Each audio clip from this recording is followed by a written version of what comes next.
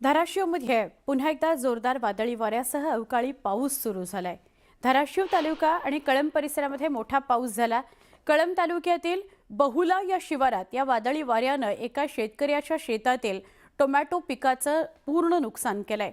टोमॅटोची शेती वादळी वाऱ्यानं आडवी झालेली आहे। लाखो रुपयांचं नुकसान झालेलं आहे। या सगळ्याविषयी अधिक माहिती आपल्याला देत आहेत आमचे प्रतिनिधी बालाजी निरफळ। धाराशिव जिल्ह्यात पुन्हा एकदा अवकाळी पाऊस जो आहे तो जोरदार पद्धतीने बरसला आहे। धाराशिव तालुका असेल किंवा कळंब तालुका असेल, या तालुक्यात हा पाऊस मोठ्या प्रमाणात बरसला आहे आणि या पावसानं जे आहे ते शेतमालाचं पुन्हा एकदा शेतकऱ्याचं नुकसान झाल्याचं पाहायला मिळतंय। कळंब तालुक्यातील बहुला शिवारात आहोत आणि बहुला शिवारातील जर ही टमाट्याची बाग आहे, ही टमाट्याची बाग आता काही दिवसात कांडीला आली होती, मात्र याला हा बांबूचा सपोर्ट दिलेला असतो, ते बांबू निघून पडलेले आहेत। त्यामुळं हा सगळा पूर्ण जो सेटअप आहे तो पूर्ण शेतकऱ्याचा आता कोलमडून पडला आणि हे जर उभा करायचं म्हटलं तर पुन्हा तेवढाच खर्च शेतकऱ्याला लागतो आणि हे जर टमाटे असे जागेवर राहिले तर हे टमाटे पूर्णतः सडून जातील। त्यामुळे आर्थिक नुकसान या शेतकऱ्यांचं मोठ्या प्रमाणात पाहायला मिळत आहे। धाराशिव जिल्ह्यात आपल्याला माहिती आहे की गेल्या 15 ते 20 दिवसापासून सलग जो आहे तो अतिवृष्टी व अवकाळी पाऊस पडत आहे। त्यामुळे शेतकऱ्याचं मोठं नुकसान होत आहे।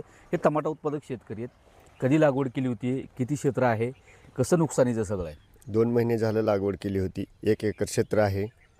त्याच्यामध्ये टोमॅटो आता हार्वेस्टिंगला चालू होणारच होतं आणि आता हे रात्री कालच्यापासून पाऊस चालू झाला आणि हवा एवढी जोरात होती की हे सगळं जमीनदोस्त झालेलं आहे। जमीनदोस्त झाले। किती नुकसान असू शकतं अंदाजा? आता हे नुकसान साधारण 25 टनापासून ते 30-35 टनापर्यंत माल निघला असता। आता बाजारभावाच्या हिशोबानं काय सांगता येणार नाही नुकसान, पण माल 25 ते 35 टनाचं आपलं नुकसान आहे। 25 ते 30 टनापर्यंत नुकसान आहे। कधी लावली होती बागी लावली? 2 महिने झाले। 2 महिने। किती दिवसापासून पाऊस आहे सगळा? हा पाऊस तसा तर कंटिन्यू आहेच। अधूनमधून वारं सुटतंय, मध्येच पाऊस पडतोय, ऊन पडतंय आणि हे आता झालंय हे नुकसान। बरं, ही शेतकऱ्यांची व्यथा आहे की गेली सलग 15 दिवसापासून धाराशिव जिल्ह्यात जो आहे तो अवकाळी आणि गारपिटीचा तडाखा आहे। तसं तर कडक उन्हाळा असतो, मात्र या उन्हाळ्याच्या दिवसात देखील पावसासारखं वातावरण जे आहे ते धाराशिव जिल्ह्यात पाहायला मिळतं आहे। मात्र हे वातावरण आल्हाददायक जरी असलं तरी शेतकऱ्यासाठी नुकसानदायक ठरतं आहे का, तर शेतकऱ्याचं पुरतं स्वप्न या निमित्तानं उद्ध्वस्त होताना पाहायला मिळतं आहे। सागर जाधवसह बालाजी निरफळ, न्यूज 18 मराठी, बहुला, कळंब, धाराशिव। उत्तर पुणे जिल्ह्यात सुरू असलेल्या अवकाळी पावसाचा आंबेगाव, जुन्नर, शिरूर या तालुक्यातील वीटभट्ट्यांना सुद्धा तडाखा बसलाय। वीटभट्टी व्यावसायिकांचं लाखो रुपयांचं नुकसान झालंय। एकीकडे त्रास असा आहे की मजूर मिळत नाहीत, दुसरीकडे वीटभट्टी व्यावसायिकांना अवकाळी पावसाचा सुद्धा तडाखा बसला। वीटभट्टी व्यावसायिक यामुळे सध्या दुहेरी अडचणीत आहेत। उत्तर पुणे जिल्ह्यातील जुन्नर आणि परिसराला अवकाळी पावसाने अक्षरशः झोडपून काढलंय आणि त्यामुळे या भागातील वीटभट्टी व्यावसायिकांचं मोठं नुकसान झालंय। आपण आता आलो आहोत जुन्नर तालुक्यातील कुसूर परिसरामध्ये। आपण या ठिकाणी पाहू शकताय या भागातील जे वीटभट्टी व्यावसायिक आहे, या वीटभट्टी व्यावसायिकांचं या भागात झालेल्या जोरदार अवकाळी आणि गारांच्या पावसामुळे मोठं नुकसान झालंय।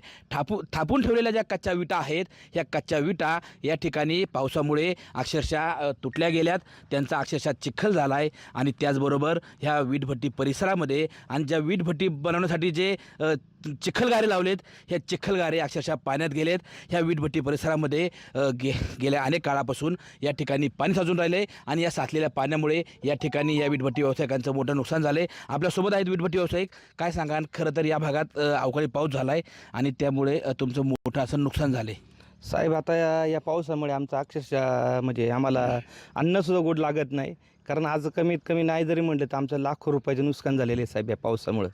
त्यात दरवर्षीप्रमाणे चालू वर्षी आमचा जो सिजनेबल व्यवसाय असतो, हा एक 5-6 महिन्यासाठी आमचा व्यवसाय चालतो। हा व्यवसाय टोटल साहेब असं लेबरच्या अवलंबून असतो।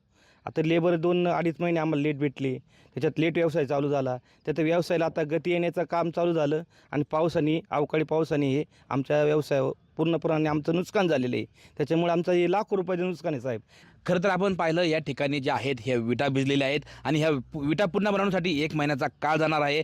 खरं तर 4-5 महिन्याचा ज्या वीट बनवण्याचा सीझन असतो, त्यातच ह्या वर्षी मजूर उशिरा आल्यामुळे वीटभट्टी व्यवसाय उशिरा सुरू झाला होता आणि आता ह्या विटा पावसाने भिजल्यात, वीटभट्टी व्यावसायिकांचं नुकसान झालंय। सचिन तोडकर, न्यूज 18 मराठी, जुन्नर, पुणे।